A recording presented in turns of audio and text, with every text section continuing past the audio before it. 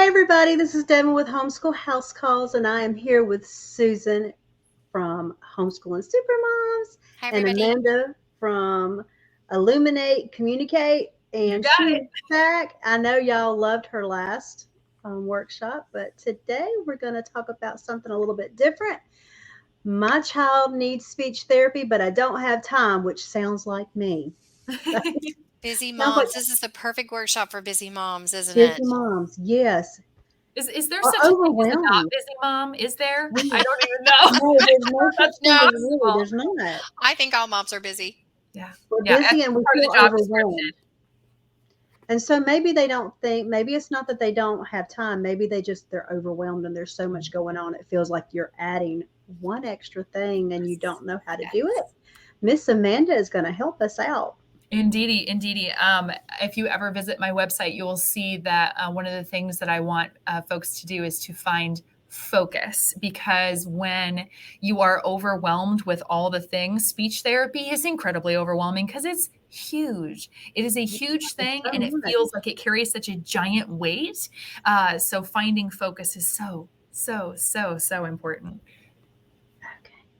We'll Yeah, pull up these definitely need slides. Well, focus. Amanda, in case they missed you last time, please introduce yourself. I will certainly introduce myself. So I'm the owner of Illuminate Communicate, and I am a speech-language pathologist that supports speech therapy at home. My goal is to equip parents to provide either speech therapy support, or if you are flying solo, that you can do it with a little bit more equipment in your toolbox. So that is what I do. I do that a variety of different ways that I'm sure we'll chat about a little bit in the end. But that's who I am. It's kind of my goal to give you tools. And today we're going to be talking about what to do when you don't have time for speech therapy, but you have to make time for speech therapy. It's just one of those things that is incredibly important. And if you can do it as efficiently as possible, man, who wouldn't want to sign up for that, right? A little I bit do. about me. I am a homeschool high school graduate. I have spent the last 10 years as a speech language pathologist. That's last 10 years practicing as a speech language pathologist. And I'm a home birthing, homeschooling mom of 4. And I always love to share a little tidbit because it gets me all broken ice in. I like to drive like a grandma. It's kind of the speed that I drive is probably about 5 to 10 under the speed limit unless I need to speed up for safety. That's definitely my reputation at home and with friends. That's awesome. Amanda, how old are your children? Oh, my children are 7, 4, 3, and 2. Those Oh, are the fun ages. you're a busy mama too. Yes, indeedy. Oh, yeah, absolutely. And if anyone ever connects with me, you'll also learn a little bit more. Not all of my children are typically developing with their speech and language. And sometimes I know we can have a lot of mom guilt with that. Like we blame ourselves, like, what must I Mhm. have done to hinder my child in such a way that they have speech Yeah. and language concerns. But I can tell you, busy mom who's fitting in speech therapy for my child, that I don't have guilt about, because if you can be a speech language pathologist and still have a baby who's just growing a little bit different, I mean, anybody can, right? It's just Yeah. like needing glasses. Sometimes you just do.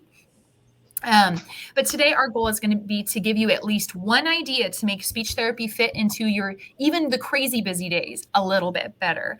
I won't necessarily be able to give you the specific formula that you need in this presentation, but if I can get you started down the right path so that you can actually investigate different options, that is fantastic. So consider this like a big, broad map view of different ways you can go to speed up your speech therapy process. So some different treatment options that can save you time. Obviously, if you are going to a clinic, whether that is an outpatient clinic at a hospital or maybe it is at a school, you don't have as many options for locations there usually. But if you're also going to a private practice, you can always just pick based on location. You can pick a place that's close to you. If you find that both would be a pretty good fit, but one cuts 15 minutes off of your drive time, obvious choice. 30 minutes round trip, that's a little bit of time savings, right? Another way to save time is to go to therapy less often. but stock up on homework. And I think homeschool parents are the perfect partner for this because you know how to teach your children, right? That is definitely an area that you're constantly growing, learning, flexing your muscles in teaching at home. So you're probably some of my favorite people to work with for homework because you will do what you can do with it. One of the considerations for going to therapy less often, though, is if you are receiving services either at a school, sometimes if you reject part of what they're offering, they will say, well, it's either everything or nothing, one of the two, in which case then you would have to make a decision there. And then also sometimes when you have insurance and you are having your services reimbursed through insurance companies will say, well, if you don't need it every single week, then you don't need it at all. So then usually what happens then is you go with the recommended frequency or how often you go. That's called the frequency of services by the speech-language pathologist that did the evaluation. And then you would eventually, when that service runs out, because usually insurance services run out, then just make sure on those last couple sessions you pack up on homework for the rest of the period until your insurance kicks back in. One of the nice things about doing a private pay situation is you don't usually have that kind of thing over your head, although you can always ask. Sometimes the speech language pathologist will be flexible and say, oh yeah, well, I'll tell the insurance company that because of carryover, or they can rationalize different reasons, you would be fine coming every other week. But one of the nice things about doing private pay options is if you say, hey, would you be willing to take me once a month? You could possibly do that option. You've got lots of flexibility available to you as long as you're willing to ask those questions. Another way you can go is to try teletherapy because there's no drive or packing up. There is the frantic looking around for the keyboard and the mouse and the headset and making sure the speakers are working and all those kinds of things. The webcam is on. But as we're getting more and more technologically savvy and it's more and more a part of our everyday lives, a lot of times our setups are just sitting there and it's really not that hard. Also, if you are doing it all on your own, you may save time with a buddy. And I know that sounds a little bit cryptic, but this is what that means. So when you're doing it on your own, I imagine that you're spending a lot of time looking for resources and looking for good ones, looking for what is a good fit for your child. But if you aren't somebody who does that literally all day, every day, it might take you a little bit longer to find what you're looking for, and then also find a really good fit. You might try something for a few weeks and then go, oh my goodness, this really isn't helping. I wonder why. So my suggestion is that folks find a buddy, whether or not that's a speech language pathologist or maybe a course that you take or a book that you use that gives you just some instructions, some guidelines to give you some focus. So you're not just, throwing spaghetti on a wall and seeing if it fits or sticks. So that's another idea that I have to save you time. Depending on your speech therapy day, how you do your school, it will depend. Oh, I think we lost Miss Susan. Yeah, oh no. Hopefully she'll be right back. Okay. But depending on what your speech therapy or your school day looks like, that will also depend on how you can squeeze things in. Because if you're an unschooler, you might try to fit in therapy different than if you are a classical homeschooler. It might just be different how that goes. Also, depending on what your child is working on, that might change how to fit things in. So we're going to look a little bit at the different ways you might look at it depending on your child's needs. So speech sounds, that's really easy.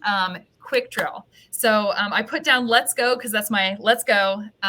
We need to talk about quick drill.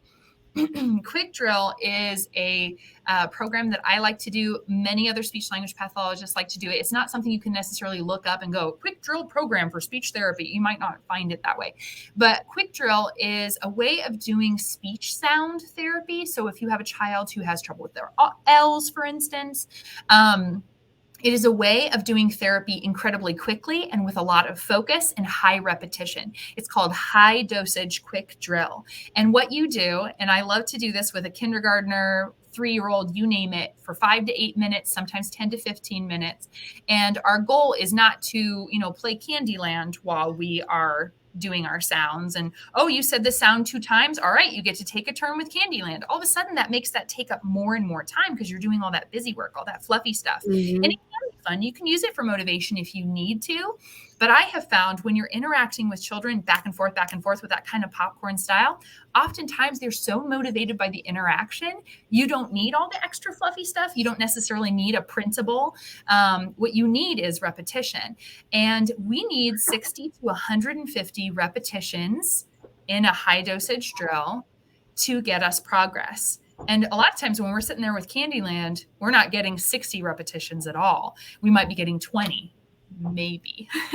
And I have seen that happen a lot of times in public schools where they'll have a child for 20 minutes, but they're in a group of 3 other kids and they're playing Candyland. And all of a sudden I'm looking at the data point from the speech-language pathologist and it's 3 to 5 times that they said their sound. Not a whole lot of bang for your buck, right? So quick drill is a really great way to go. And one of my courses that I teach goes through quick drill. It's just super, super fancy handy.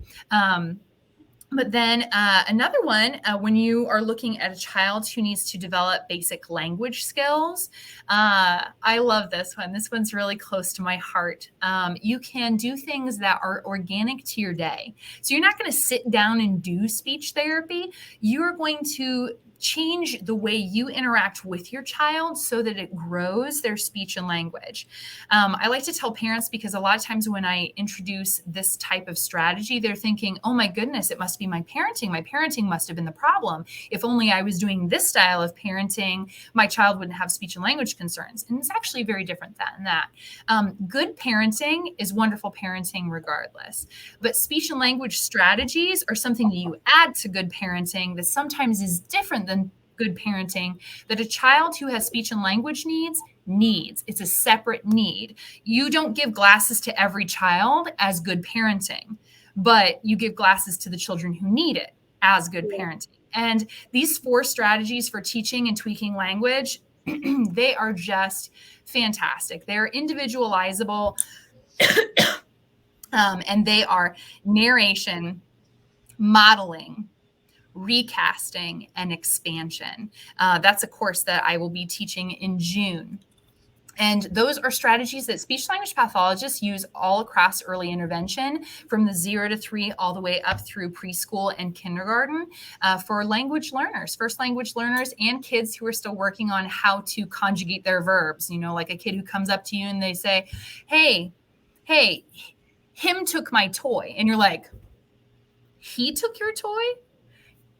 And by repeating back to them the correct way, you're actually correcting them. And believe it or not, there's some great research that just by doing those kinds of give and take things in communication, even though the child is completely unaware that you're doing it, it's completely conversational and play-based, they're still learning and their ears comparing and their brains doing it more and more independently. Oh, it's just good stuff.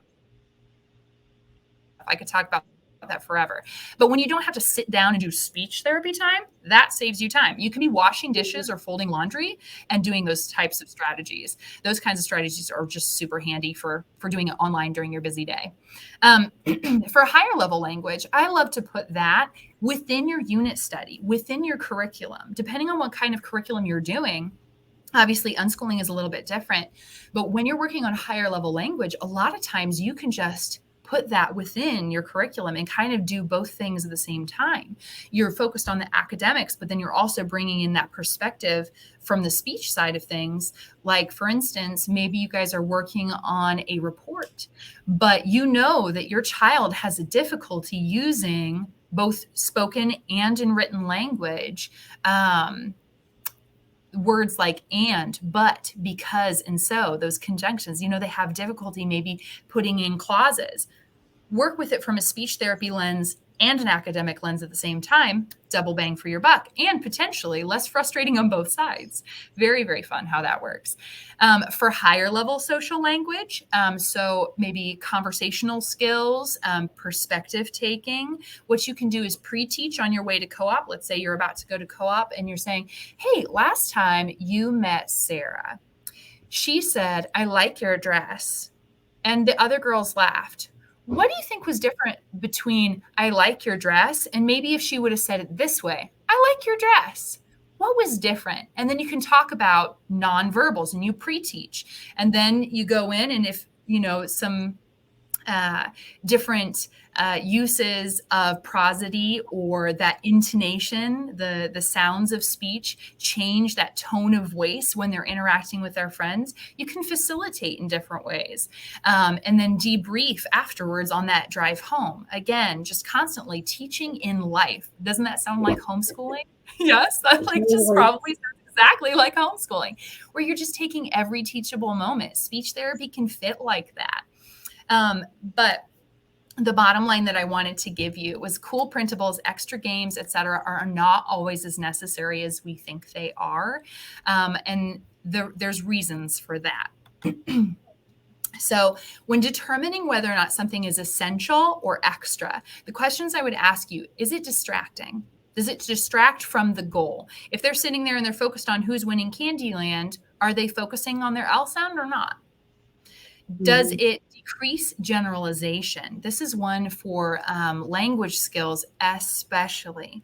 But with language skills, let's say we'll go back to that tone of voice example. If you're working with your child on social language on a worksheet and you just leave it at a worksheet, how are they going to apply those social language skills that they're learning to the real world? That's a huge jump from paper to people, right?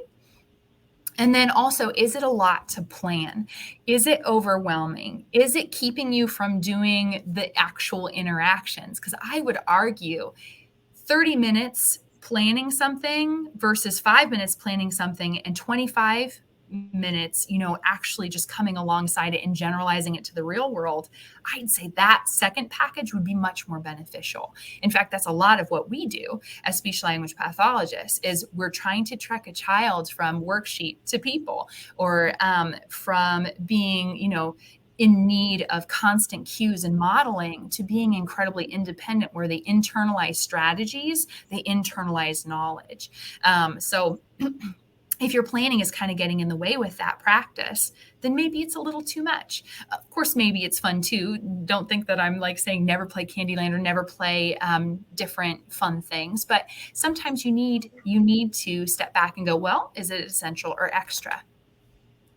Also, speech therapy can save you time in the long run, and I would love to tell you about that. By not addressing speech needs, whether it's speech sounds or social language or just expressive language, receptive language, how we use communication in general, we can prolong the struggle. For children who don't learn things as early, it's just not as effective. Therefore, they're going to need help for longer. They might be frustrated longer. It might build in patterns where they are more frustrated more easily with communication. They might give up on communication. That's one of my specialties is working with children who've kind of given up on communication. That's a big one for me. I love working with that heart issue because when a struggle is there, it can be really hard to get up the ghost to like learn something new and then try it and risk failure. Also, they might miss out on the most efficient time to make progress. The critical period for sounds is 8 years. And this is especially important for our folks who are doing reading. I obviously come from a slightly different background, homeschooling, and some of my friends are much more the unschooling direction. My child will learn to read when they're ready, which is fantastic. Not everybody's ready to read at a younger age, but I would argue they need to be speaking very clearly as young as possible because that way their phonological awareness skills are just dead center where they need to be or better. Because we want a child to be incredibly fluent with their sounds because that means their sound system is ready for reading. If we allow a child to go on and on and on without necessarily learning their speech sounds that they do need to learn within a certain range of time, it's not going to be as organic. And also, you can see sometimes a pattern with a child who they sound perfectly fine and they're in second grade, but man, they can't decode or blend or anything. But then you look at their files and you find out, oh, well, they weren't talking till they were 3 and they didn't have their speech sounds until last year. Oh man. And then all of a sudden you realize that those kind of things are connected. You know, what came first, the chicken or the egg? A phonological awareness issue or phonological impairment, where those two things, well, what did come first? Maybe both at the same time. They kind of coexist.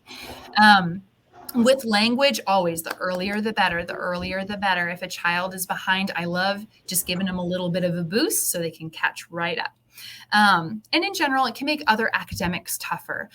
When a child is struggling with those different things, it can have a much longer effect into just their general academics.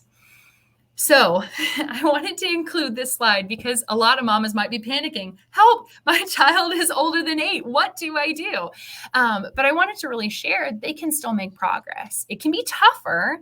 It has to require a little bit of internal awareness and internal drive for those children because the longer you've had a habit, the longer it takes to unlearn and relearn. And sometimes you have to unlearn things before you can relearn things. But even when they're 8, 9, 10, 11, 12, 14 and working on ours, it's not too late to look at root causes, and those root causes can still help. So can you work on phonemic awareness in high school? I would argue absolutely. I know that public schools a lot of times will throw up their hands and go, well, they're older than 8. They can't learn phonemic awareness. We better teach them whole word reading. And I'm sitting there going, oh, please no. Why can't we teach them that skill? Why can't we teach them that skill? And then reading basics. I have had a few friends who, because they've become new homeschoolers, they have realized, oh my goodness, my child never learned how to read. My child was never taught how to decode, etc. They've never had any practice with these skills. And sometimes that can be very beneficial to just go back to the basics. Go ahead and just beep, beep, beep, beep, beep, move them right to where they are, right? Homeschooling, one of the beautiful things about it is you don't have to pretend to, be doing 8th grade work when you need to be doing 6th grade work. You just zip them right down there, work on the 6th grade stuff, and just keep going with them. Wherever they are, next step, next step, next step. And I love that. And then also another root cause to look at, orofacial myofunctional disorders, tongue ties, things like that. Those can be released as an older child and or adult. In fact, they usually recommend that because then they're big enough to complete the exercises. And I have a slew of kids that I work with on jaw stability, which is one of the few things that I know in orofacial myofunctional. And it's making the world of difference in their R's, where they've had speech therapy for years and years and years, but now they're getting this. And because it addressed the root cause, the jaw stability issue, all of a sudden their R's are popping into place. So just because your kid's older than 8 doesn't mean you can throw out the hands and go, oh no, there's nothing we can do. There's always still something you can do. So you can find me at www.illuminatecommunicate.com, as well as a variety of other places. But I'll take your questions, Miss Susan and Miss Devin. Sounds great. So, I'm sorry, Devin. I see you. Oh, no. You're ready to. No, Okay. I was trying not to cough. Okay. All right. So my question is, and we brought it up in the last workshop, and I loved hearing about the programs that you have available at your website that was currently being displayed. So tell us, Amanda, a little bit about the courses that you're coming out with. Yes. So I have, like I mentioned earlier in this workshop, I have 4 strategies to teach and tweak talking. That course will be coming out in June.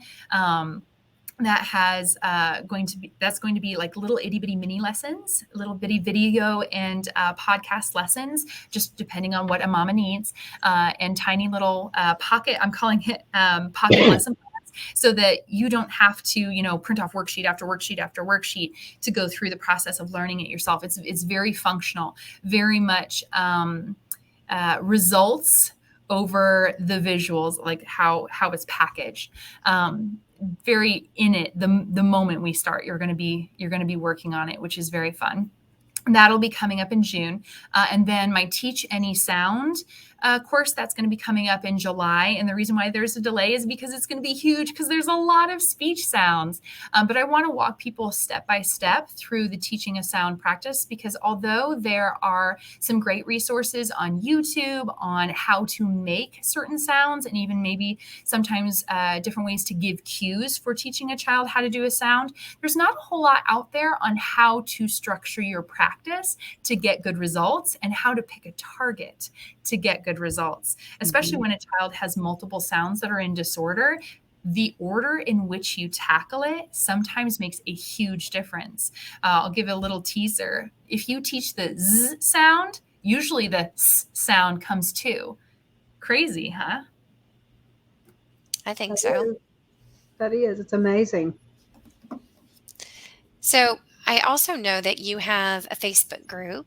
I You want to tell us do. a little bit about that? I would love to share about that. So I have the Speech Therapy at Home community, and it's a Facebook group that I come on and do lives once in a while. I usually tell them, you're the first ones to know that I'm posting up a one-sheet wonder, a free resource for my free resource library that you will find on www.illuminatecommunicate.com.